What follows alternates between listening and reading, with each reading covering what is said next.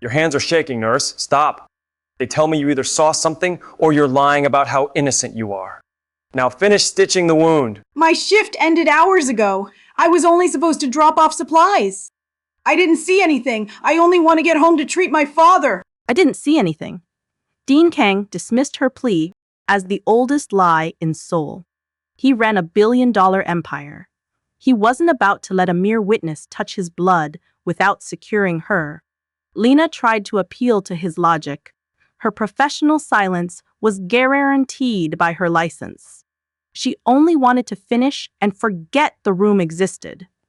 You're not leaving, Lena Park. Not until this wound is closed, healed, and you have personally proven that you can't live without the protection I offer. Protection?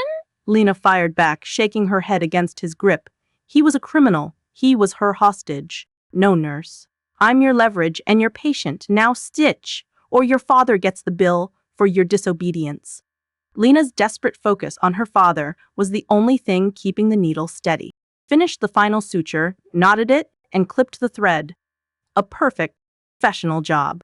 The sudden static from a radio cut the silence. Whatever the voice said, it was a starter pistol for the room.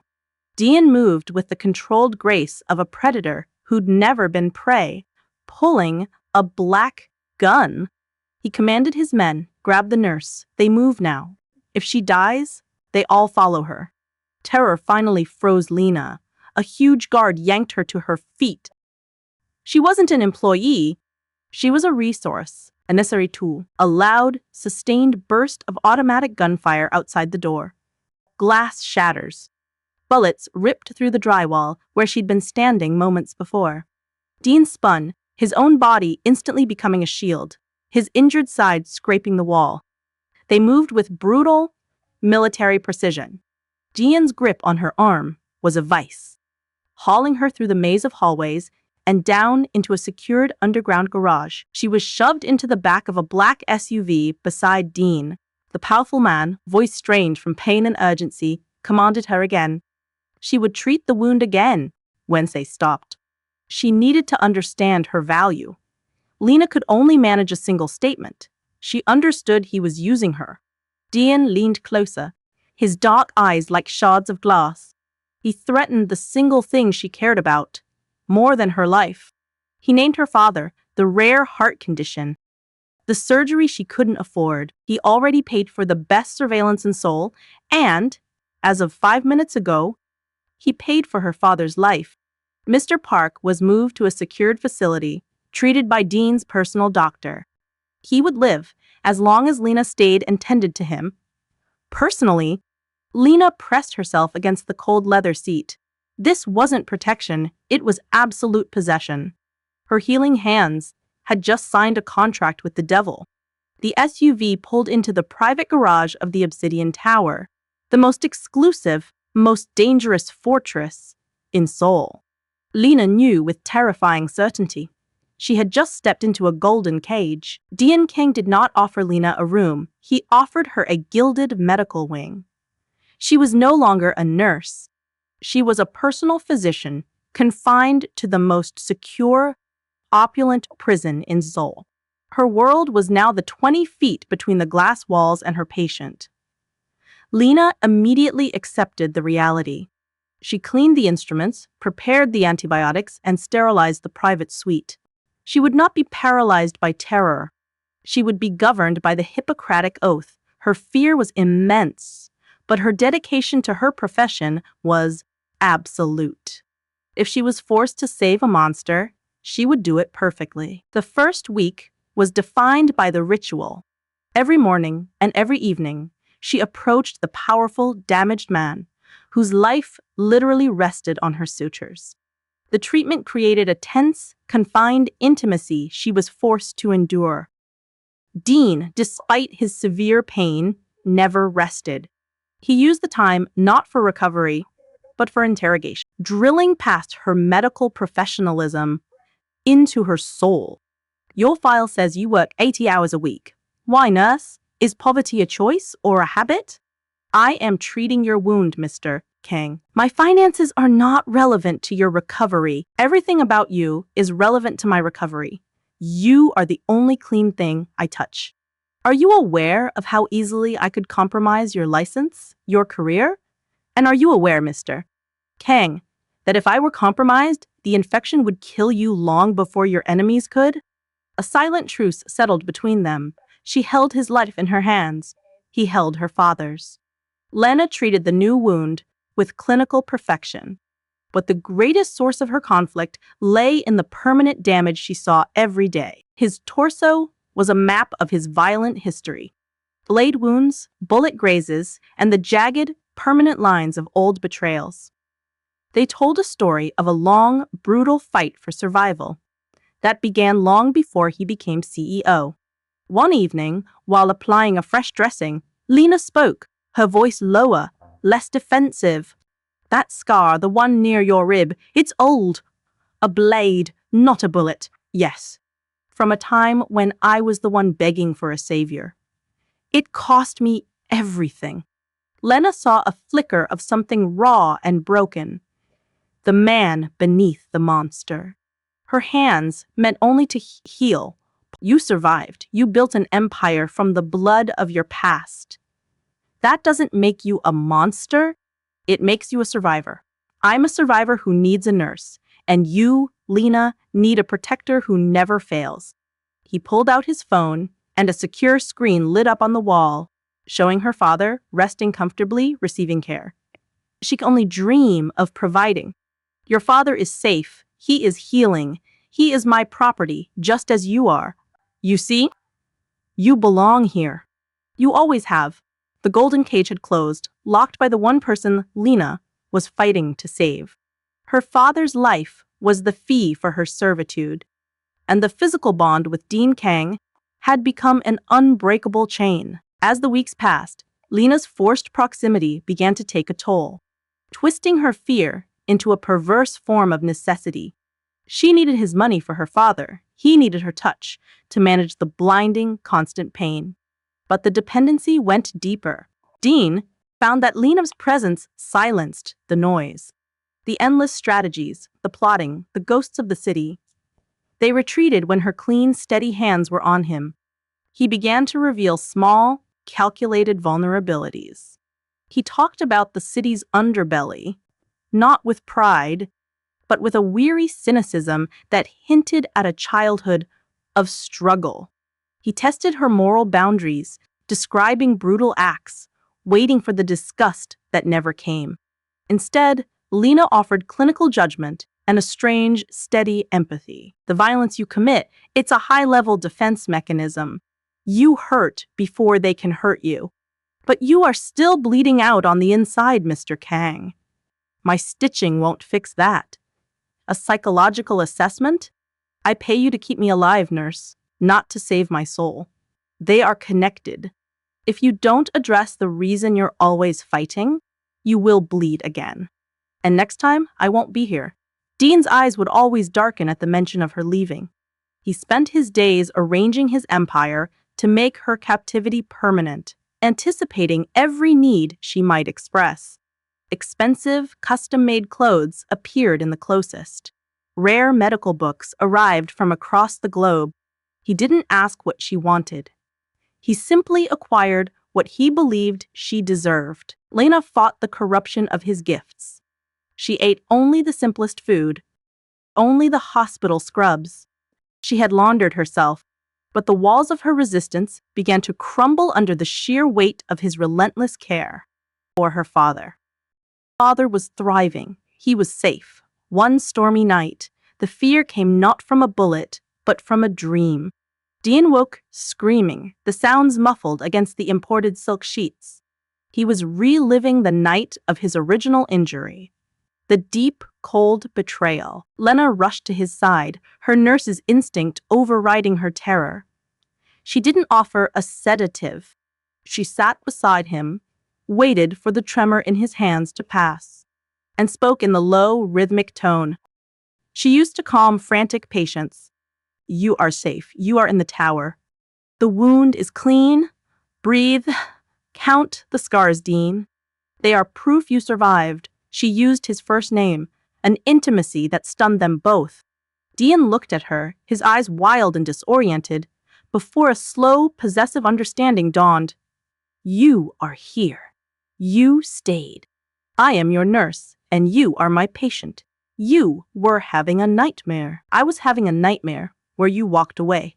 And I knew that if you left, the bullet would have missed my heart. But it would have finished me anyway. The line between captive and confidant blurred completely. Lena realized she was no longer stitching flesh. She was trying to mend a man's very core. Her compassion, her professional care, had become the unseen leverage that bound them both. The tension was now a living, breathing thing in the penthouse. It lived in the sudden charged silence between their medical exchanges. It lived in the way Dean would watch her hands, then immediately look away. It lived in the quiet understanding that every moment they spent together was a step toward an inevitable, dangerous end. Lena was trapped by duty, debt, and a terrifying, growing curiosity. She knew the monster, but she was starting to see the lonely boy who survived the streets, the unseen wound. And she wondered, with a sickening drop in her stomach, if a healer could ever truly love a killer. Lena's accidental use of Dean's first name, Dean, had fractured their contract. It was a breach of the boundary she had desperately maintained, a sudden admission that she saw the man beneath the title. Dean seized on it with the precision of a predator who tastes blood. He didn't punish her. He simply became insatiable in his need for her presence. He demanded she spend hours in the penthouse library while he worked, claiming her mere proximity lowered his pulse.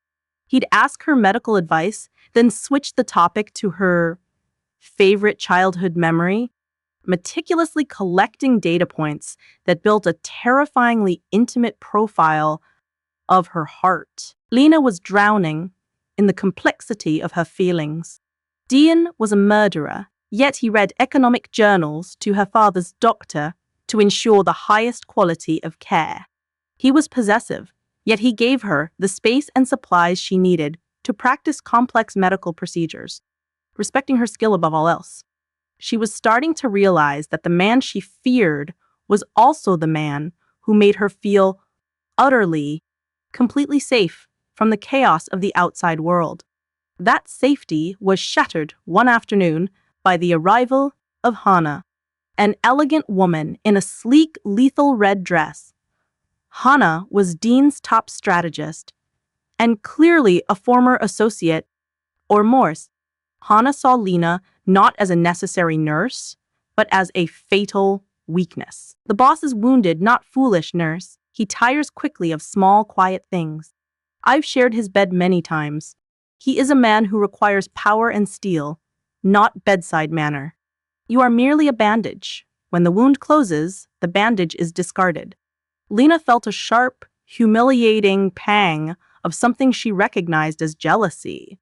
It was a feeling she had no right to possess. But before she could reply, Dean's voice cut through the air, colder than the glass walls. Hana, that is enough.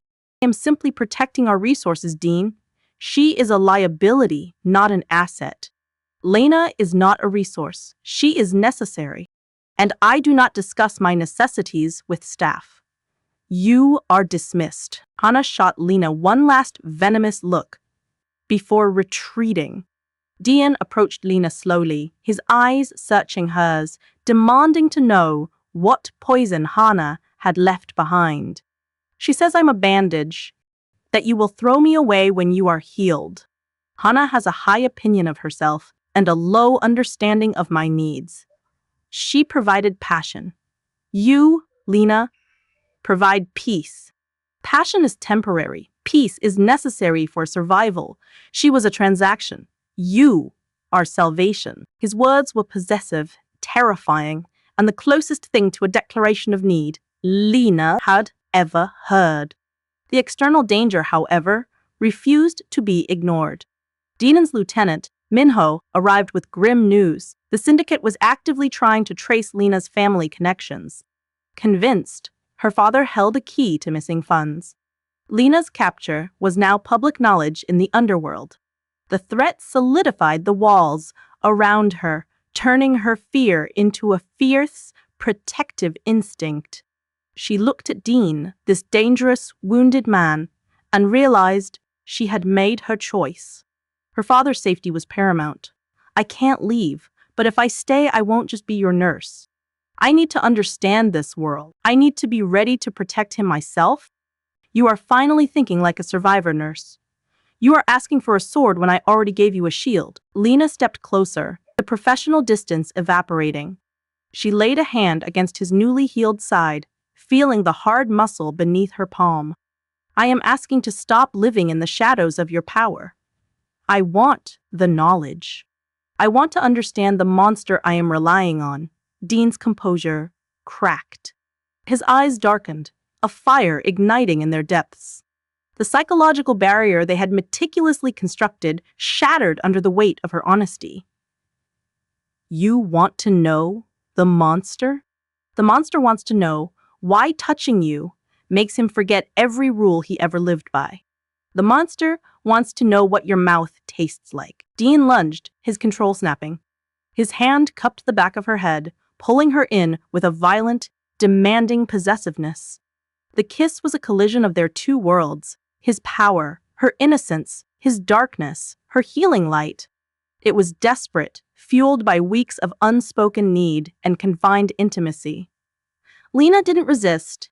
She met him with an equal, terrifying hunger, her hands tangling in his dark hair, clinging to his shirt as if she were falling off a cliff. When he pulled back, their foreheads pressed together, both gasping for air. The silence was absolute. The world had tilted on its axis. That was a mistake, the best mistake you've ever made. Your mind is lying, Lena, but your body just told me the truth. You've been burning for me. She was. She hated herself for it. But the terrifying truth was that she felt more alive, more real, pressed against the man who represented everything she should fear. The choice was made, not by logic, but by a desperate, magnetic pull. Before they could process the irreversible intimacy, Minho burst back into the room, his face grim. The Cobra Syndicate had been monitoring Dean's movements and had found a catastrophic link to Lena. Boss, it's worse. They're targeting the Park family lineage.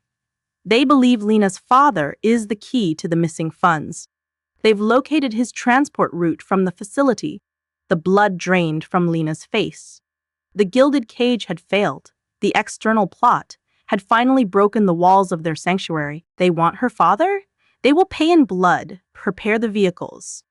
I'm moving Lena and her father to the secure fortress. Now. Dean's hand seized Lena's, but his eyes were already distant, focused on the violence he excelled at. The fragile peace was over. The man who'd been her patient was now the absolute monster preparing for war. He looked down at her, the last shred of tenderness in his eyes. You wanted a sword, Lena? You're about to see what I am. Stay close. Lena looked at the fierce, beautiful man who had just risked his healing to kiss her, and who was now risking his life to protect her father. She didn't feel fear. She felt a terrifying, resolute sense of belonging. The war was coming, and she was standing right beside the devil. The obsidian tower became a cage of tension. Dean Kang moved with lethal efficiency, shedding the role of the injured patient and reclaiming his mantle as the most feared man in Seoul. Lena watched in stunned silence as the logistics of organized warfare unfolded around her. The security detail was tripled. Routes were analyzed, and counter-ambush positions were established with frightening speed. Dean's focus was singular. Securing Mr. Park, he ordered a private armed convoy to move Lena's father immediately. But the syndicate, the Cobras, were faster. They didn't hit the convoy, they hit the fortress. The penthouse exploded in chaos. Dean grabbed Lena, pushing her behind a massive marble pillar, his gun instantly drawn. His men swarmed the attack, but the ferocity of the Cobras suggested desperation. They weren't fighting to win. They were fighting to create a diversion. They're trying to flush us out. Minho, secure Lena in the panic room. Now, Lena resisted. She couldn't watch the man she was falling for, the man who had just risked his life to kiss her, fight a war alone. She felt a fierce, protective instinct that transcended fear. I'm not leaving you. You're still wounded. What if the stitches... Dean cut her off, gripping her face between his massive hands, forcing her to look at him through the smoke and flashing gunfire. His eyes were wild, raw, stripped clean of the CEO facade. If I die, I die. If you die if they hurt you, I will burn this entire city down and rebuild it over their ashes. Do you understand? You are my last piece of peace, Lena. Go. He shoved her toward the security detail. Lena was dragged, screaming his name, into the vault-like panic room. From the monitor feed, she watched the chaos. Dean fought like the myth he was a controlled, brutal force. He was faster, more tactical, but he was outnumbered, and he was weakened by his still-healing wound. Through the carnage, Lena saw it. A sniper's laser dot settle momentarily on Dean's back. He was exposed, focused on a different threat. Without thinking, Lena clawed at the door. I have to get out. He's exposed. A guard restrained her, shouting that the room was sealed. But Lena's mind was working with the sharp clarity of a trauma nurse in a crisis. She knew that wound was Dean's weakest point. He would die. She grabbed a heavy, antique bronze bust, a ridiculous ornament in the sterile room, and smashed the emergency release button beside the door. The reinforced door hissed open just enough for her to slip through. Lena sprinted through the smoke-filled, blood-soaked penthouse. Dean was 30 feet away, mid-pivot, engaging a flank attack. He saw her, and for the first time, his face showed true, agonizing terror. The sniper's shot was instantaneous. It wasn't meant for a threat.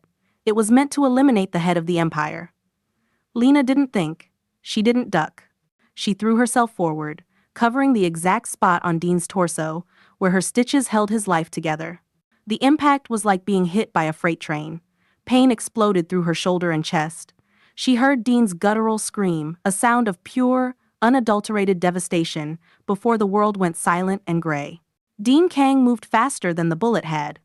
The remaining cobras were eliminated with savage, blinding fury, but Dean didn't notice the blood on his hands. He dropped his gun, sliding to his knees beside Lena's still form.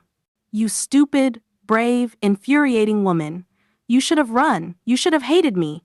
He pressed his hand against the wound, trying desperately to staunch the arterial blood flow. The medical training she had forced him to memorize now guided his shaking hand. Couldn't let them kill you. The stitches? They were perfect. I don't care about the stitches.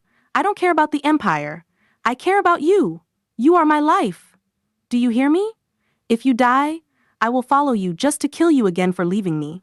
The threat was insane, possessive, and utterly genuine. It was the deepest confession of love the brutal man was capable of. Romantic. I love you, Lena. I love you. You don't get to die when I just figured that out. Love you, too. Darkness claimed her. Dean roared her name, a sound ripped from the very soul she had tried to heal. He lifted her, cradling her like she weighed nothing, his face smeared with her blood and his tears. The war was over. Dean Kang had won the battle, but he had lost his future. Lena woke 3 days later to the annoying beep of hospital monitors and the smell of antiseptic. Her shoulder throbbed with a dull, constant ache. She looked up and saw Dean, slumped in a chair beside her, his face haggard, his clothes wrinkled, his eyes fixed on her. 3 days. I haven't slept. I didn't know if you'd wake up. If you ever do that again, I swear. You'll kill me yourself? Dean reached for her hand, gripping her fingers like a lifeline. He looked at her, and the ruthlessness was gone, replaced by a desperate, shattering vulnerability. You took a bullet for me. You, the one who heals. You chose to die for the one who destroys. Why? Because you weren't finished healing. You're not expendable to me, Dean. Not to me. The tears finally came, silent and steady, running down Dean's face. He leaned down, pressing his forehead to hers. The trauma, the sacrifice, and the love converged into a single, irreversible truth. Marry me, Lena. What? Marry me. Let me protect you and your father forever. Let me wake up knowing you are mine, and I am yours. The only way I can ensure your safety is if you are permanently part of my structure. Dean, that's the trauma talking. It's the truth talking. You mended my body, Lena. You are the only person who ever saw the wounded boy beneath the armor. I'll ask you every single day until you say yes. I'm difficult. I like difficult. I'm patient for you. Lena looked at the beautiful, terrible man who had waged a war for her heart and bled for her life. She reached up and pulled him closer, kissing the rough stubble on his cheek. Ask me again when I'm not in a hospital bed. Dean smiled, a real, genuine smile that transformed his face. He had won. Lena spent 2 weeks recovering in the hospital, 2 weeks under the absolute suffocating watch of Dean Kang. He never left her side, not for meetings, not for sleep, only for brief, furious conversations over the phone with subordinates he now terrified with a new intensity. He had won the war against the Cobras, but the victory was meaningless until she was safe. He asked her to marry him every morning. He asked her every evening. He asked her over cold hospital food, and between changing the dressing on her shoulder wound. Marry me, Lena. I am tired of this distance. You are possessive, Dean. You think marriage is a contract to lock me down. It is a contract to lock us together. It ensures your safety and removes all doubt. I need you to be my wife. Lena finally gave him the only answer that mattered. It wasn't a yes. It was a simple, confident statement that showed she truly understood the man she was marrying. I will marry you on 2 conditions. First, you fund a permanent, subsidized clinic in Seoul's poorest district. And second, you never ever call my father your property again. He is family. Dean didn't hesitate. He looked at the fierce, beautiful healer in the hospital bed and found his final piece of peace. He smiled, a genuine, blinding smile that only Lena was allowed to see. The contracts were drawn up that day. 3 months after the bullet and the blood, Lena walked down an aisle made of imported Italian marble.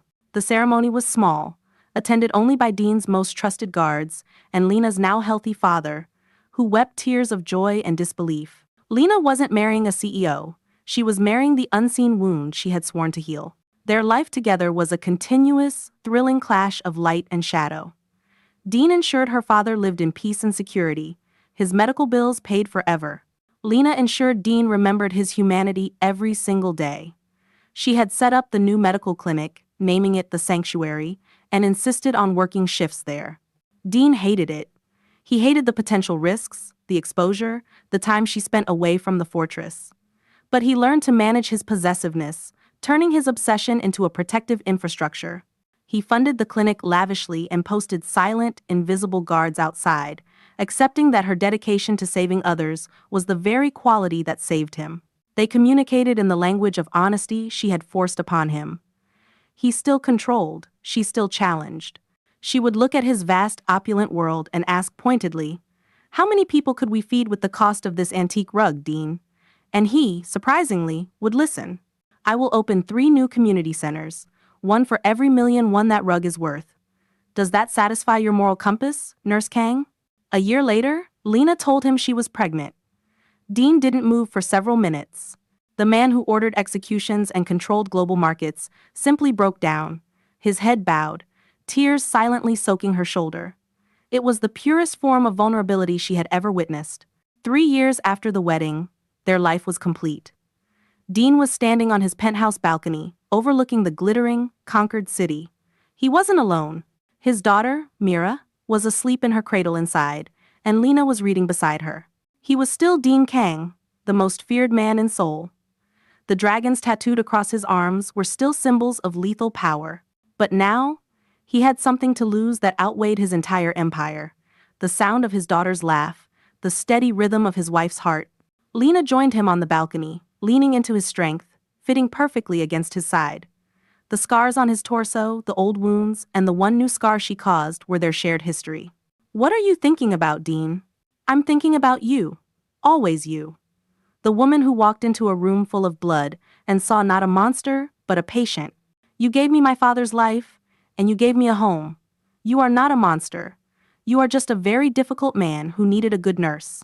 And you, nurse, are just a healer who discovered that saving a killer is the most dangerous, satisfying thing in the world." He kissed her then, a long, tender kiss of peace, not possession. Their story was impossible, built on blackmail and bullets, but redeemed by necessity and love. Lena had accepted the danger, and Dean had accepted the healing. They were the perfect, terrifying balance. For Dean Kang, the conquest was finished. He had everything. He had his wife, his children, and the realization that his greatest source of weakness, his love for Lena, was also his ultimate, unassailable strength.